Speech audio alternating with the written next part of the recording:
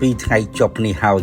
ដែលអ៊ុយក្រែនសម្រុកបើកការវាយប្រហារដោយអាវុធរយៈចម្ងាយឆ្ងាយគឺយន្តហោះគ្មានរូបបែកហៅកាត់ថាដ្រូនវាយសម្រុកចូលខាងក្នុងទឹកដីនៃប្រទេសរុស្ស៊ីកាលពីថ្ងៃទី27ចូលដល់ថ្ងៃទី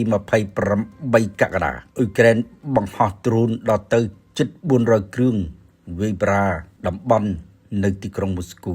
បណ្ដាលឲ្យទីក្រុងមូស្គូឆាបឆេះជាច្រើនទីតាំងដែលក្នុងនោះមានទាំងទីតាំងស្តុកប្រេងទីតាំងស្តុកទំនិញនៃក្រុមហ៊ុនធំៗរបស់រុស្ស៊ីទៀតផងដូចជាក្រុមហ៊ុន Vibery រងការឆាបឆេះឃ្លាំងស្តុកទំនិញនៅតំបន់ទីក្រុងមូស្គូ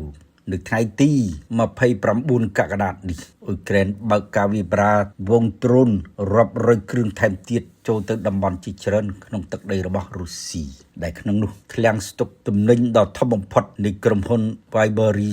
របស់រុស្ស៊ីដែលគេប្រដូចទៅនឹងក្រុមហ៊ុន Amazon របស់សហរដ្ឋអាមេរិកឆាបឆេះយ៉ាងសន្ធោសន្ធៅវាស្ថិតនៅក្នុងតំបន់ Ryazan នៃប្រទេសរុស្ស៊ីនៅក្នុងតំបន់រីយ៉ាសាននេះរោងចក្រចម្រាញ់ប្រេងមួយរបស់រុស្ស៊ីក៏រងការវាយប្រហារដោយដ្រូនរបស់អ៊ុយក្រែនផងដែរអ៊ុយក្រែនដាក់ផែនការយុទ្ធនាការសង្គ្រាមដ្រូនរបស់ខ្លួនរយៈពេល40ថ្ងៃអ្នកសង្កេតការមើលឃើញថាយុទ្ធនាការសង្គ្រាមដ្រូនរបស់អ៊ុយក្រែនយ៉ាងហោចណាស់មានប្រៀបជាងការវាយប្រហារដោយដ្រូនរបស់រុស្ស៊ីប៉ុន្តែ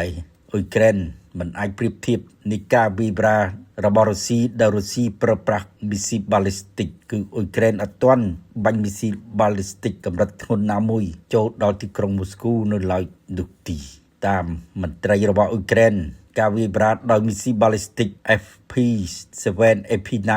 Blamigo អាចនឹងចាប់ផ្ដើមចាប់ពីខែកញ្ញាខាងមុខនេះតទៅហើយដែលជាទម្រង់នៃសង្គ្រាមដ៏គ្រោះថ្នាក់បំផុតរវាងរុស្ស៊ីនិងអ៊ុយក្រែន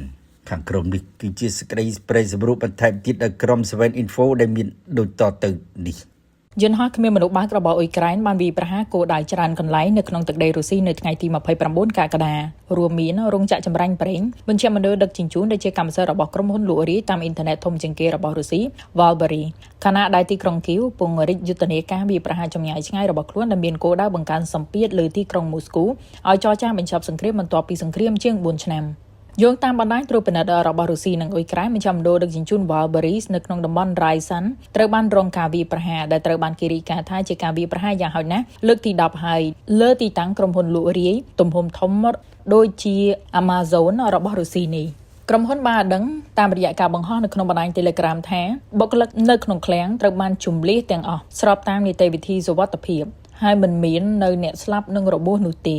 យោធាអ៊ុយក្រែនក៏បានបញ្ជាក់ពីការវាយប្រហារលើរោងចក្រចម្រាញ់ប្រេង Ryazan ផងដែរថាការវាយប្រហារនោះបានបង្កឲ្យអគ្គិភ័យឆាបឆេះយ៉ាងសន្ធោសន្ធៅ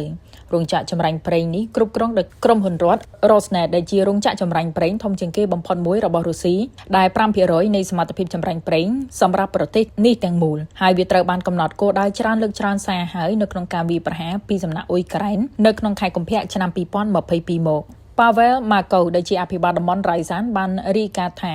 នៅថ្ងៃទី29កក្កដាអគ្គិភ័យបានចាប់ឆេះតំបន់ឧស្សាហកម្មបំណែកយន្តហោះគ្មានមនុស្សបើកបានធ្លាក់រប៉ាត់របាយលោកបានបន្ថែមថាយន្តហោះគ្មានមនុស្សបើកចំនួន45គ្រឿងត្រូវបានបាញ់ទម្លាក់នៅតំបន់ Ryazan ពេញមួយយប់មនុស្ស6នាក់ត្រូវបានបញ្ជូនទៅកាន់មន្ទីរពេទ្យប៉ុន្តែគ្មានអ្នករងរបួសដល់អាយុជីវិតនោះទេប្រធានាធិបតីអ៊ុយក្រែនលោក Volodymyr Zelensky បានបញ្ជាក់ពីការវាយប្រហារនេះហើយបានលើកឡើងថារោងចក្រចម្រាញ់ប្រេងនៅក្នុងតំបន់ភើបក៏ដូចជាស្ថានីយនាំចេញនិងសហគ្រាសយោធានៅក្នុងតំបន់រ៉ូស្តូវត្រូវបានកំណត់គោលដៅនៅក្នុងការវាយប្រហារកាលពីយប់ថ្ងៃទី29កក្កដាលោកបានសរសេរនៅក្នុងបណ្ដាញសង្គម X ថារុស្ស៊ីត្រូវតែមានអារម្មណ៍ថារាល់ថ្ងៃនៃសង្គ្រាមនេះវានាំមកនូវការចំណាយខ្ពស់យើងត្រូវតែធ្វើឲ្យអ្នកឈ្លានពានចុះខ្សោយហើយយើងបន្តដាក់សម្ពាធដើម្បីបញ្ចប់សង្គ្រាមនេះឲ្យកាន់តែខិតជិតមកដល់លោក Zelensky បានស្ថិតនៅក្នុងទីក្រុង Washington កាលពីប៉ុន្មានថ្ងៃមុនជាទីដែលលោកជួបជាមួយនឹងលោក Donald Trump ហើយលោកក៏បានជួបជាមួយនឹងសមាជិកព្រឹទ្ធសភាសហរដ្ឋអាមេរិកដែលជាអ្នកអនុម័តនៅកញ្ចប់ថវិកាកន្លងមកជួយអ៊ុយក្រែនផងដែរនៅក្នុងជំនុំនោះលោក Trump បានហៅកិច្ចប្រជុំជាមួយនឹងលោក Zelensky ថាជាកិច្ចប្រជុំដ៏ល្អមេដឹកនាំអាមេរិករូបនេះបាននិយាយថាមានរឿងជាច្រើនយើងបានពិភាក្សាហើយកិច្ចប្រជុំបានដំណើរការទៅប្រកបដោយភាពរលូន ក្នុងរយៈពេលប៉ុន្មានសប្តាហ៍ថ្មីនេះកងកម្លាំងអ៊ុយក្រែនបានវាយប្រហារឃ្លាំងស្តុកទំនិញ Valbury ជាច្រើនកន្លែងនៅទូទាំងតំបន់នៃទឹកដីរុស្ស៊ីទីក្រុងគៀវអះអាងថាក្រុមហ៊ុននេះគឺត្រូវបានពួកយោធាប្រើប្រាស់ដើម្បីដឹកជញ្ជូនទំនិញការវាយប្រហារដែលបានរាយការណ៍នៅលើទីតាំងរោងចក្រ Valbury ចាប់ផ្ដើមនៅថ្ងៃទី18កក្កដាដំបូងគេដោយការវាយប្រហារនោះគឺចូលទៅក្នុងទីតាំងរោងចក្រនេះនៅក្នុង Electrostol ចម្ងាយ60ម៉ាយពីភាគខាងកើតនៃទីក្រុងមូស្គូនិងគោទៅក្នុងតំបន់តាមបើការវាយប្រហារនេះត្រូវបានរាយការណ៍ថាបានកើតឡើងនៅថ្ងៃទី22កក្កដាម្ដងទៀតគឺនៅ Krasnodar ក៏ដូចជានៅ Vinomis នៅថ្ងៃទី24កក្កដាយន្តហោះគ្មានមនុស្សបើកបានវាយប្រហារទីតាំង Valbury នៅក្នុងស្រុក Suhari នៅក្នុងទីក្រុង Petersburg ក៏ដូចជា Novosaratoga នៅក្នុងតំបន់ Leningrad និងនៅ Simferopol នៅក្នុងឧបទ្វីប Crimeaយោងតាមបណ្ដាញ Telegram បានឲ្យដឹងថាឃ្លាំងចំនួន3របស់ក្រុមហ៊ុននេះនៅ Kolandino ក្នុងតំបន់មូស្គូបានចាប់ឆេះដំណើរគ្នានៅថ្ងៃទី28កក្កដាហើយឃ្លាំង Valbury ដ៏ធំបំផុតត្រូវបានរាយការណ៍ថាកិច្ចពីការវាយប្រហារបានដោយការស្ទាក់ចាប់របស់ប្រព័ន្ធការពារដែនអាកាសមួយយោងតាមកាសែតរុស្ស៊ី Kommerzan ក្រុមហ៊ុន Valbury បានចាប់ផ្ដើមស្វែងរកឃ្លាំងរបស់ខ្លួននៅកាហ្សាស្ថានដើម្បីយកទំនិញទាំងអស់យកទៅដាក់នៅទីនោះពួកគេបានជួលឃ្លាំងដ៏ធំបំផុតនៅក្នុងទឹកដីអាស៊ីកណ្ដាលនេះបន្ទាប់ពីការវាយប្រហារយ៉ាងខ្លាំងក្លាម្ដងហើយម្ដងទៀតពីសំណាក់អ៊ុយក្រែនរបាយការណ៍បានដឹងថាយុទ្ធនាការយន្តហោះគ្មានមនុស្សបើករបស់អ៊ុយក្រែនអាចបង្កើតនៅការរំខានរហូតដល់ទៅ 10% នៃសមត្ថភាពឃ្លាំងស្តុកទំនិញសរុបរបស់ Valbury ដែលអាចប៉ះពាល់ដល់បណ្ដាញភស្តុភារនៃការលក់រាយទាំងអស់នៅក្នុងទឹកដីរុស្ស៊ី Valbury បានចាប់ផ្ដើមលក់នៅសម្លៀកបំពាក់តាមអ៊ីនធឺណិតពីកាតាឡុកអឺរ៉ុបហើយលក់ដោយទទួលបានការបញ្ជាទិញជាង20លានជារៀងរាល់ថ្ងៃសហស្ថាបនិករបស់ខ្លួនមានឈ្មោះថាលោកស្រីតាយ៉ាណាគីមត្រូវបានគេចាត់ទុកថាជាស្ត្រីដ៏មានបំផុតដែលមានទ្រព្យសម្បត្តិរហូតដល់ទៅ$7,000 លាននៅលើទស្សនាវដ្តី Forbes លោកស្រីណាតាយ៉ាកូវ៉ាលីវ៉ាដែលជាអ្នកស្រាវជ្រាវកម្មវិធីរុស្ស៊ីនៅអេរ៉ាស៊ីនៅ Chatham House បានលើកឡើងថាទណ្ឌកម្មរបស់លោកខាងលិចបានធ្វើឲ្យខ្សែសង្វាក់ផ្គត់ផ្គង់បែកបាក់ការដំឡើងពន្ធបានធ្វើឲ្យប្រាក់ចំណេញធ្លាក់ចុះការដាច់ចរន្តអគ្គិសនីនិងអ៊ីនធឺណិតបានរំខានដល់ប្រតិបត្តិការកង្វះខាតប្រេងក៏បានជំរុញថ្លៃដើមទាំងអស់នេះគេហៅថាសម្ពាធអតិបរមាលោកស្រីបន្ថែមថាម្ចាស់អាជីវកម្មរបស់រុស្ស៊ីភាគច្រើនកំពុងទទួលរងនឹងការប៉ះទង្គិចនេះដោយផ្ទាល់ហើយដោយការវាយប្រហាររបស់អ៊ុយក្រែនដូចជាទៅលើក្រុមហ៊ុន Valbury នេះគឺវាបង្ហាញអំពីការវិវត្តដ៏ខ្លាំងក្លារបស់អ៊ុយក្រែននៅកិច្ចខិតខំប្រឹងប្រែងក្រុងគៀវនេះដើម្បីបង្កើនសម្ពាធលើអាជីវកម្មនិងធ្វើឲ្យប្រជាជនរុស្ស៊ីមានការខឹងសម្បារនិងអស់សង្ឃឹមចំពោះសង្គ្រាមរបស់លោកពូទីនហើយក្តីសង្ឃឹមរបស់អ៊ុយក្រែនគឺបង្កើនថ្លៃដើមសង្គ្រាមរបស់រុស្ស៊ីតាមរយៈការចងជើងអាជីវកម្មឲ្យបង្កើតនៅការប្រឆាំងផ្ទៃក្នុងនិងបង្ខំឲ្យលោកពូទីនចូលតុចរចាដោយយ៉ាងហោចណាស់ក៏បញ្ឈប់ការទម្លាក់គ្រាប់បែកតាមការបញ្ជារបស់លោកពូទីននៅលើទីក្រុងនានារបស់អ៊ុយក្រែនផងដែរលោកស្រីមើលឃើញថានេះជាយុទ្ធសាស្ត្រមួយដែលមានប្រសិទ្ធភាពដែរព្រោះថាប្រជាជនរុស្ស៊ីពឹងផ្អែកទៅលើអាជីវកម្មអនឡាញនិងលក់រាយនេះខ្លាំងណាស់ហើយសូម្បីតែអិសរាជជនរបស់រុស្ស៊ីក៏នៅពីក្រោយផងដែរ